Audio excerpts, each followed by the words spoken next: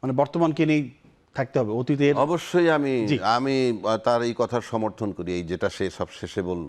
সমর্থন করেন না কোনটা? আমাদেরকে আগায় যেতে হবে। আচ্ছা, এক, আমরা যত কথাই বলি না কেন, 60 বছর 70 বছর 75 বছর যে বয়সে যে লোকটা, তার ধ্যান ধারণা আর আমার ছেলের ধ্যান ধারণা কিন্তু এক না।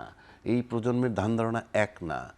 আপনি বরং এমনভাবে আমাদেরকে ওই জেনারেশনটাকে আমি তৈরি করে আসবো যাতে ওরা এই দেশটা আমরা কিভাবে পাইছি সেটা যাতে শেখে। শেখার পর এটা নেতৃত্ব কে দিছিল, সেই সঠিক নেতৃত্বকে সেটাও জানতে হবে। এই ঘোষকের বিতর্ক, এইটা এখনো বিতর্ক রয়ে গেছে। এটা তো স্কুলে এখনো আছে। সরকার চেঞ্জ হয়, ঘোষক চেঞ্জ হয়। আমি তো সেটাই বলতেছি।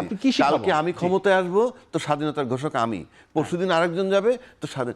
এই যে জিনিসটা, এইটা যখন আমরা ঠিক করতে পারি না, আপনি কি ক্লেম করবেন? সেক্ষেত্রে অতীত আপনি মনে রাখবেন কিন্তু বর্তমান নিয়ে ভাববেন। তো অতীত আমরা মনে রেখে কোথায় আসছি? মুক্তিযুদ্ধের চেতনা করতে করতে দুইটা দল 30 বছর ক্ষমতায় ছিল এরশাদের পরে। শেখ হাসিনার 20 বছর, এই বর্তমান দলের পিছের 10 বছর, 30টা বছর ধরে তারা জামাতকে লালন পালন করেই আসছে, যার বদৌলতে আজকে 76টা সিট পাইছে তারা, মহিলা আসন সহ। অথচ তাদেরকে তারা নির্মূল করতে চায়। কেন বলছি কথাটা? আপনাকে প্রথম বুঝতে হবে যে এটা যেমন একটু, এটা কি মানে নির্মূল নাকি রাজনৈতিক ভাবে মোকাবেলা, এটা কিন্তু সমালোচনা আছে, ডিবেট আছে। এটাই আমি আসতেছি। নির্মূল শব্দটা নেগেটিভ, এটা ভালো শব্দ না। এখন আসেন আপনি, জামাতের বিরুদ্ধে কমপ্লেন কিন্তু খুব কঠিন এবং জঘন্য। কি? 30 লক্ষ শহীদ হয়েছে, অর্থাৎ তারা ছিল স্বাধীনতার বিপক্ষে শক্তি, অর্থাৎ পাকিস্তান সরকারের। তো এই যে শহীদ হয়েছে, সোজা বাংলা আমরা বলি শহীদ হয়েছে, আর তার আগে তারা মাইরে ফেলাইছে। মাইরে ফেলাইছে তো আমাদের, আমি সংখ্যা নিয়ে বল না, ইতিহাস বলে 30 লক্ষ। এটা 3 জন হোক গিয়া, সেটা ভিন্ন কথা। মারা তো গেছে। এই যে মারা গেল, এই মারাটা গেল তাদের জন্যে, এটা হত্যা মামলা। আবার যদি 2 লক্ষ মা বোনের ইজ্জতের দিকে তাকান, তাহলে এটা কঠিন অপরাধ। দুইটার কিন্তু কোনোটাই ক্ষমা করা যায় না। কেন করা যায় না? আপনি ফৌজদারি আইনে বিধান আছে, কিছু কিছু মামলা আপোষ করতে পারে দুই পক্ষ কোর্টের বাইরে, কিছু কিছু মামলা আছে কোর্টের অনুমতি সাপেক্ষে আপোষ করতে পারে, আর কিছু কিছু আছে কোর্টের অনুমতি নিয়েও আপোষ করা যায় না। ফৌজদারি মামলা তো করা যাবে না, মীমাংসা নাই বলতেছি। হ্যাঁ, তার ভিতরে এই মানুষ হত্যা বা গণহত্যা কিংবা এই যে মা বোনের ইজ্জত নেওয়া, এগুলো কম্প্রোমাইজ করা যায় না। এখন আমার প্রশ্ন হচ্ছে, জামাতের বিরুদ্ধে যে কমপ্লেনটা, এটাকে রিয়েল কমপ্লেন আপনাদের নাকি পলিটিক্যাল কমপ্লেন? এই জায়গাটা আসতে হবে।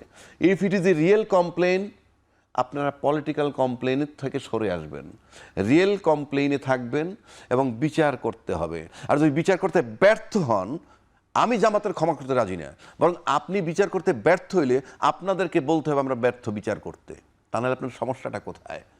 আপনারা লম্বা সময় 55 বছর শাসন করতেছেন, সব দল মিলে, 2 দল মিলে। এখানে তো জামাত ক্ষমতা আসে নাই। কেন আপনারা বিচারটা করতে পারতেছেন না? কেন এই ঘানি আমাদের টানতে হবে?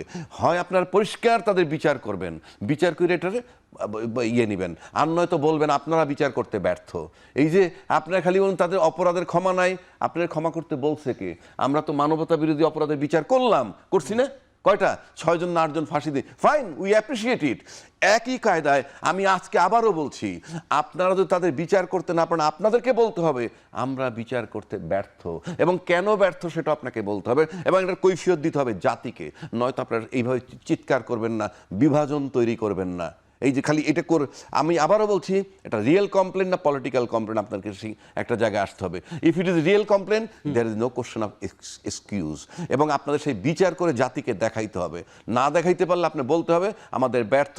আর যে দল যারা ক্ষমতায় থেকে 2/3 মেজরিটি পাওয়ার পর, সেই আওয়ামী লীগ বলেন আজকের বিএনপি বলেন, এই অপরাধীদের বিচার করতে না পারলে they have no right to lead the country even.